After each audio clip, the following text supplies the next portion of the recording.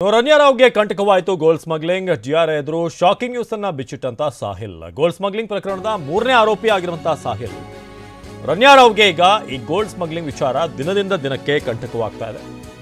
ಈಗ ಸಾಹಿಲ್ ಡಿಆರ್ ಎದುರು ಕೊಟ್ಟಿರುವಂತಹ ಸ್ಟೇಟ್ಮೆಂಟ್ ಏನಿದೆ, ಗೋಲ್ಡ್ ಸ್ಮಗ್ಲಿಂಗ್ ಪ್ರಕರಣದ 3ನೇ ಆರೋಪಿ ಆಗಿರುವಂತಹ ಸಾಹಿಲ್ 3 ತಿಂಗಳಲ್ಲಿ ಬರೋಬ್ಬರಿ 49.6 kg ಚಿನ್ನ ಸಾಗಾಟ ಆಗಿರೋ ಬಗ್ಗೆ ಹೇಳಿಕೆ ಕೊಟ್ಟಿದ್ದಾರೆ. ಬೆಂಗಳೂರಿಗೆ 49.6 kg ಚಿನ್ನ ಸಾಗಿಸಿದಂತ ರನ್ಯಾರಾವ್, ಬೆಂಗಳೂರಿಗೆ ಚಿನ್ನ ಕಳ್ಳ ಸಾಗಾಟ ಮಾಡಿದಂತ ರನ್ಯಾರಾವ್ ನವೆಂಬರ್ನಿಂದಲೇ 49.6 kg ಆಲ್ಮೋಸ್ಟ್ 50 kg ಚಿನ್ನ ಸಾಗಿಸಿದಂತ ರನ್ಯಾ. ದುಬೈನಿಂದ ಚಿನ್ನ ತಂದು ಸಾಹಿಲ್ಗೆ ಕೊಟ್ಟಿದ್ದಂತ ರನ್ಯಾ ತಂದಿದ್ದಂತ ಚಿನ್ನವನ್ನ ಮಾರಾಟ ಮಾಡ್ತಾ ಇದ್ದ ಈ ಸಾಹಿಲ್. ಪ್ರಕರಣದ ಮತ್ತೊಬ್ಬ ಆರೋಪಿ ಆಗಿರುವಂತಹ ಸಾಹಿಲ್ ಒಂದಷ್ಟು ಸ್ಫೋಟಕ ವಿಚಾರಗಳನ್ನು ಬಾಯ್ಬಿಟ್ಟಿದ್ದಾನೆ. ಸುಮಾರು 49.6 kg ಚಿನ್ನ ತರಲಾಗಿತ್ತು, ಅದು ಕೂಡ 3 ತಿಂಗಳಲ್ಲಿ. ಬೆಂಗಳೂರಿಗೆ 49.6 kg ಚಿನ್ನ ಸಾಗಿಸಿದಂಥ ರನ್ಯಾರಾವ್. ಈ ಕಳ್ಳ ಸಾಗಾಟದ ಬಗ್ಗೆ ನವೆಂಬರ್ನಿಂದಲೇ ಆಲ್ಮೋಸ್ಟ್ 50 kg ಅಷ್ಟು ಚಿನ್ನ ಸಾಗಿಸಿದ್ದು ಈತ ಬಾಯ್ಬಿಟ್ಟಿದ್ದಾನೆ. ದುಬೈನಿಂದ ಚಿನ್ನ ತಂದು ಸಾಹಿಲ್ಗೆ ಏಕೆ ಕೊಡ್ತಾ ಇದ್ಲು ಅಂತ. ರನ್ಯಾ ತಂದಿದ್ದಂಥ ಚಿನ್ನವನ್ನು ಮಾರಾಟ ಮಾಡ್ತಾ ಇದ್ದ ಈ ಸಾಹಿಲ್. ಇನ್ನು ಹವಾಲಾ ವಹಿವಾಟಿನಲ್ಲಿ ಭಾಗಿಯಾಗಿದ್ದ ಸಾಹಿಲ್ ಹವಾಲಾ ಮೂಲಕ 30 ಕೋಟಿ ಹಣ ದುಬೈಗೆ ಸಾಗಾಟ. ಚಿನ್ನ ಖರೀದಿಗಾಗಿ ಹವಾಲಾ ಮೂಲಕ ಹಣ ಸಾಗಾಟ ಆಗ್ತಾ ಇತ್ತು. ಸಾಹಿಲ್ ತಪ್ಪೊಪ್ಪಿಗೆಯನ್ನ ಕೋರ್ಟ್ಗೆ ತಿಳಿಸಿದಂತ ಡಿಆರ್ಐ. ಹವಾಲಾ ವಹಿವಾಟಿನಲ್ಲಿ ಭಾಗಿಯಾಗಿದ್ದ ರನ್ಯಾರಾವ್, ಸಾಹಿಲ್ ಏನು ತಪ್ಪೊಪ್ಕೊಂಡಿದ್ದಾನೆ ಅದನ್ನ ಕೋರ್ಟ್ಗೆ ಡಿಆರ್ಐ ಅಧಿಕಾರಿಗಳು ತಿಳಿಸಿದ್ದಾರೆ. ಈಗ ಆತ ಒಪ್ಕೊಂಡಿದ್ದಾನೆ ಅಂತ.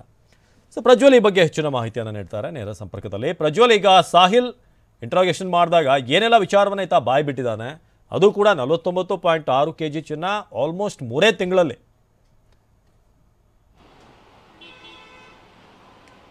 ಅವಿನಾಶ್, ಜನವರಿಯಿಂದ ಇಲ್ಲಿ ತನಕ ನಡೆದಿರುವಂಥ ವಹಿವಾಟಿನ ಬಗ್ಗೆ ಒಂದಷ್ಟು ದಾಖಲಾತಿಗಳು ಸಿಕ್ಕಿತ್ತು. ಅದರ ಮೇಲೆ ಡಿಆರ್ಐ ಅಧಿಕಾರಿಗಳು ಕ್ವಶನಿಂಗ್ನ ಮಾಡಿದಂಥ ಸಂದರ್ಭದಲ್ಲಿ ಈ ಸಾಹಿಲ್ ಜೈನ್ ಒಂದಷ್ಟು ಮಾಹಿತಿಗಳನ್ನು ಕೊಟ್ಟಿದ್ದಾನೆ. ಅದನ್ನು ನೋಡ್ಕೊಳ್ತಾ ಹೋದರೆ ಇವರು ಜನವರಿಯಲ್ಲಿ ಒಂದು ಕನ್ಸೈನ್ಮೆಂಟನ್ನು ತರ್ತಾರೆ ಮತ್ತು ಅದಕ್ಕೆ ಸಂಬಂಧಪಟ್ಟಂತೆ ಒಂದಷ್ಟು ಹಣವನ್ನು, ಅಂದರೆ ಸುಮಾರು 11 kgಗೂ ಹೆಚ್ಚು ಚಿನ್ನವನ್ನು ತರ್ತಾರೆ ಮತ್ತು ಸುಮಾರು 11 ಕೋಟಿಗೂ ಹೆಚ್ಚಿನ ಹಣವನ್ನು ದುಬೈಗೆ ಇವರು ಅಲ್ಲಿಂದ ಕಳಿಸ್ತಾರೆ, ಅಂದರೆ ಹವಾಲಾ ಮೂಲಕವಾಗಿ ಕಳಿಸ್ತಾರೆ. ಎಕ್ಸಾಕ್ಟಾಗಿ ಹೇಳಬೇಕಂದ್ರೆ ಜನವರಿಯಲ್ಲಿ 14 kg 568 ಗ್ರಾಮ್ ಚಿನ್ನವನ್ನು ಇವರು ಬೆಂಗಳೂರಿಗೆ ತರ್ತಾರೆ. ಅದಾದಮೇಲೆ ಫೆಬ್ರವರಿಯಲ್ಲಿ 13 kg 433 ಗ್ರಾಮ್ ಚಿನ್ನವನ್ನು ತರ್ತಾರೆ.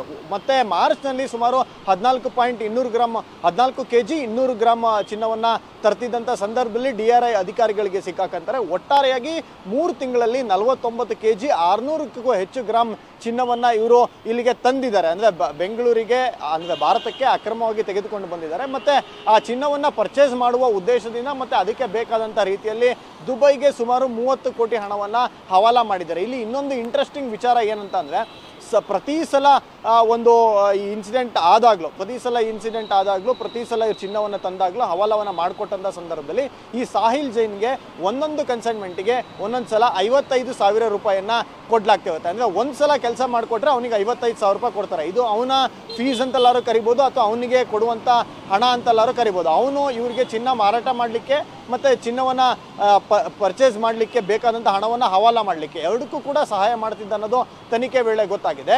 ಇದು ಸಾಹಿಲ್ ಜೈನ್ ಹೇಳೋ ಮಾಹಿತಿ ಮಾತ್ರ ಅಲ್ಲ, ಇದು ತನಿಖೆಯಲ್ಲಿ ದೊಡ್ಡ ಮಾಹಿತಿ ಆಗುತ್ತೆ. ಯಾಕಂತಂದರೆ ಈ ಹಿಂದೆ ಕೇವಲ ಒಂದು ಬಾರಿ ಜನವರಿಯಲ್ಲಿ ಈಕೆ 14 kgಗೂ ಹೆಚ್ಚು ಚಿನ್ನವನ್ನು ತಂದಿದ್ದಾಳೆ ಅನ್ನೋದ್ರ ಬಗ್ಗೆ ಸಾಕ್ಷ್ಯಾಧಾರಗಳು ಸಿಕ್ಕಿತ್ತು. ಆದರೆ ಈಗ ಒಟ್ಟಾರೆಯಾಗಿ 3 ಬಾರಿ ಚಿನ್ನವನ್ನು ಭಾರತಕ್ಕೆ ತಂದಿರೋದ್ರ ಬಗ್ಗೆ ಮಾಹಿತಿಗಳು ಸಿಕ್ಕಿರೋದ್ರಿಂದ ಇನ್ವೆಸ್ಟಿಗೇಷನ್ ಇನ್ನಷ್ಟು ಗಂಭೀರವಾಗ್ತಾ ಹೋಗುತ್ತೆ. ಓಕೆ, ಧನ್ಯವಾದ ಮಾಹಿತಿಗಾಗಿ ಪ್ರಜ್ವಲ್. ಜನವರಿಯಲ್ಲಿ 14 kg 568 ಗ್ರಾಮ್ ಚಿನ್ನ ಮಾರಾಟ ಉಂಟು. ಚಿನ್ನ ಮಾರ್ಕೆಟ್ ದರ ಸುಮಾರು ಇದೇ ಸಮಯದಲ್ಲಿ ಅವ್ರು ಗಳಿಸಿರುವಂಥ ಸುಮಾರು 11 ಕೋಟಿಯಷ್ಟು ಗಳಿಸಿರ್ತಾರೆ ಅಂತ.